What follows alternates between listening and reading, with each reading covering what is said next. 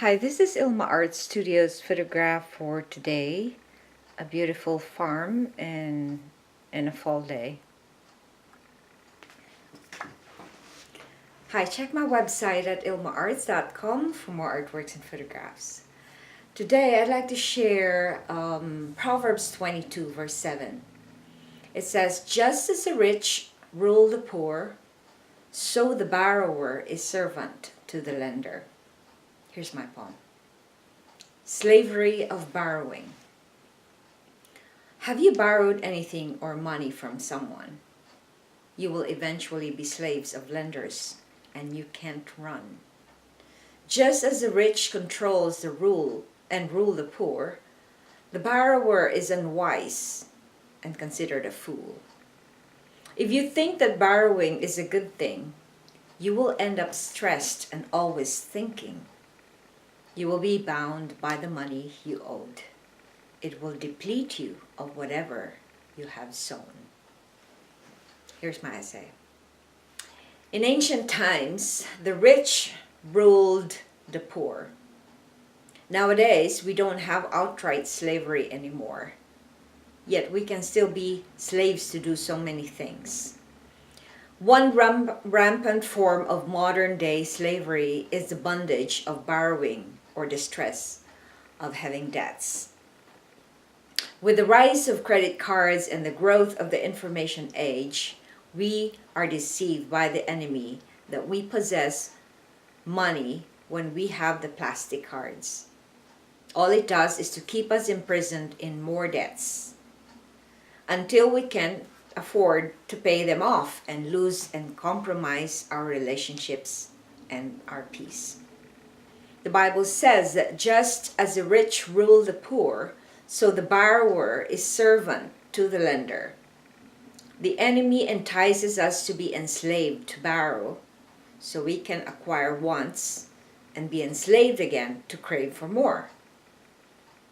Prayer. Lord, keep me in truth so that I will not be living in this world's standard. Reflection. Cite an instance how borrowing can be a slavery. Here in Canadians are considered the most with debts all over the world. I guess it's because everything here, they use a card. When I was new here, I used to there was a time in my life that I was also enslaved by credit cards when it first rose in the in the early 80s. And I started having my own credit card, and then after just a year I just realized how enslaving it is to just be in debt. So what I did was to clear off myself from debt and never use a credit card for over 10 years before I came to Canada. When I came to Canada, it's worse because everything here, they don't usually they don't use cash. We don't use cash here. What we do is even we have debit cards aside from the credit cards. A debit card is it's like a cash money, except that you use a plastic, and that goes out from your either checking account or a savings account. So it's good if you know how to keep track where your money is going and you are monitoring it every time so that you know that you are zero balance. But even the debit cards, they entice you to have an overdraft protection, meaning when let's say your overdraft, so you don't, like before it used to be that your checks bounce if you don't have enough funds in your savings or in your checking account. So now what they do is they give you a protection, but the protection is like they tell you, let's say they tell you you have a 1,000 overdraft protection. So anything you buy or anything you use your savings account for or your checking account for, you are protected. Even if you go over, even if you don't have money anymore, they will still lend you $1,000 if that is the what do you call this, the limit that they give you. So you think that you have money and yet you don't, because you can still use it. Unlike when you use cash, you're not lied to in a way that you don't have money, then you can't afford anything. But the psychology of these plastic cards is that you think you have money in this card. This card will let you buy stuff, but later on it will let you pay that stuff, and with interest as well.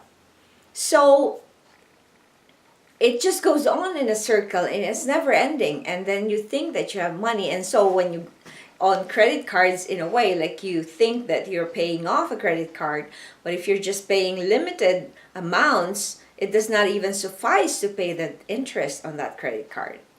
So who are we enslaved to? We're enslaved to the lender, to the banks, because we're giving money to the banks. Just alone the bank fees, like we pay at least $30 or $40 a month just for bank fees alone, depending on how much you use your credit cards and your debit cards. Sometimes you pay $100+ every month because of your overdraft protection, because everything has fees.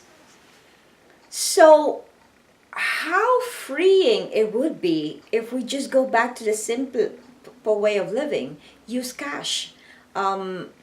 The diva for debt, I forgot her name. There's a television show that helps married people to get out of debt, and she encourages that you use a jar and you put your money, your allotted budget for something. Let's say it's for food, it's for clothing, it's for gas and everything. So you don't have this notion that you have money, but yet you don't, because if you see that there's no money, so you don't spend. So I think that the Bible has so much to say about how we live our lives, even money. I was shocked to find out that in our last, we had a guest, a financial advisor in our church last Sunday, and he discussed about 2,350 verses in the Bible that tells you how to manage your money, and guides you as to not get into borrowing, because you become slaves when you do. So I invite you to take a look at your finances and see how much you have borrowed, because I'm also have a problem with that, and I need to deal with myself, and I need to listen to what God is telling me and convicting me. Today he gave me this verse, so he's also convicting me of my debts, and I have to get out of debt again. So thanks for watching, and live a free life, because Jesus didn't die for you to be enslaved by anything. Jesus died for you so you can enjoy life and live a free life. Thanks for watching. I hope you check my website at ilmaarts.com for more artworks and photographs. Have a blessed day.